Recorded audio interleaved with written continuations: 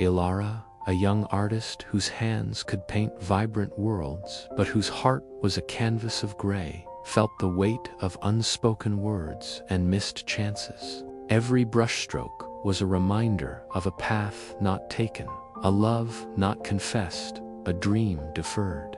Her studio, once a sanctuary of creativity, had become a gallery of her regrets. Seeking solace, she walked along the winding coastal path, the salty air doing little to clear the fog in her mind. Her feet led her to an old, weathered pier where a gentle fisherman sat mending his nets, his face a map of countless sunrises over the sea. She approached him cautiously. "Excuse me," she began, her voice barely a whisper. "May I sit here for a moment?" The fisherman looked up, his eyes as deep and calm as the ocean on a windless day. He simply nodded, a quiet invitation.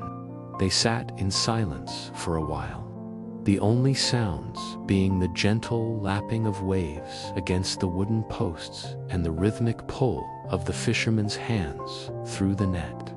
Finally, Ilara spoke, the words tumbling out like a sudden storm. "I feel trapped," she confessed. "It's like I'm drowning in a river of everything I should have done, everything I can't change. My past follows me like a shadow I can't escape. How do you let go of such heavy things?" The fisherman paused his work, his gaze fixed on the horizon where the sky met the sea. He didn't answer directly. Instead, he pointed a weathered finger towards a small, sturdy-looking boat tied to the pier. "You see that boat?" he asked, his voice raspy like sand and shells. "Every morning, I go out to sea. Sometimes the catch is good. Sometimes the nets come up empty. Yesterday, I lost a very large fish right as I was about to bring it in. A magnificent creature. For a moment, I was frustrated.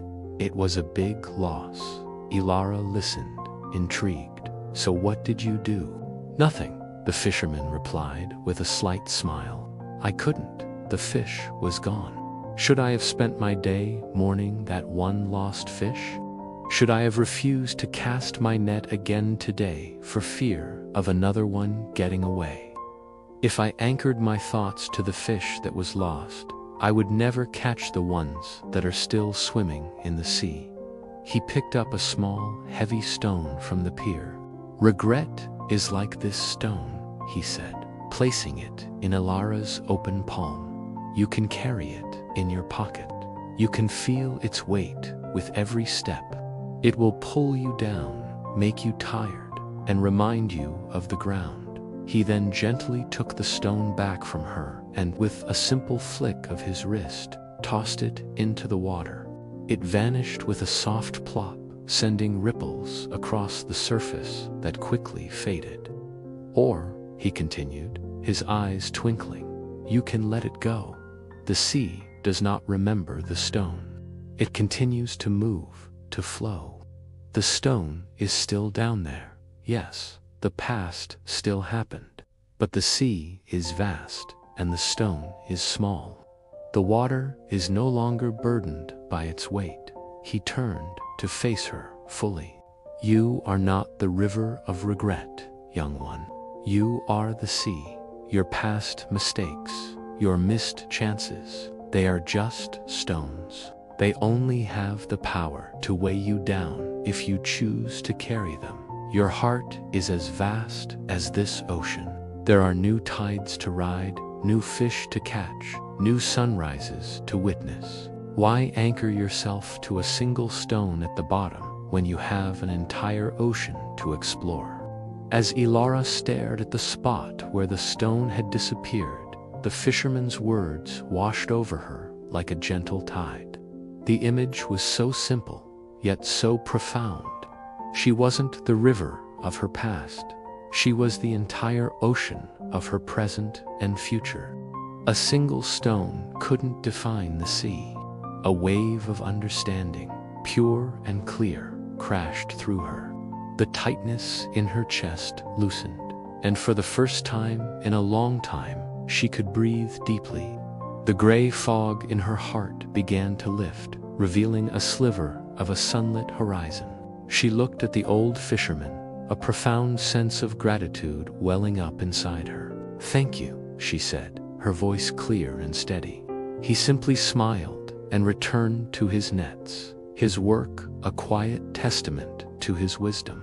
As Alara walked back, the world seemed brighter. The colors of the sunset weren't just pigments to be mixed, they were feelings to be embraced.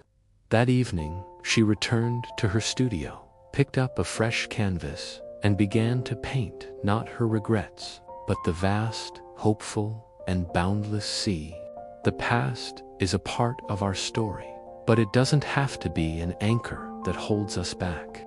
By acknowledging our regrets and then choosing to release their weight, we free ourselves to navigate the vast ocean of present possibilities. True freedom is found not in forgetting the past, but in refusing to let it drown our future. Thank you for joining us on this journey. If this story resonated with you, please consider liking, sharing, and subscribing for more tales that touch the heart. Until next time, may your seas be calm and your journey be bright.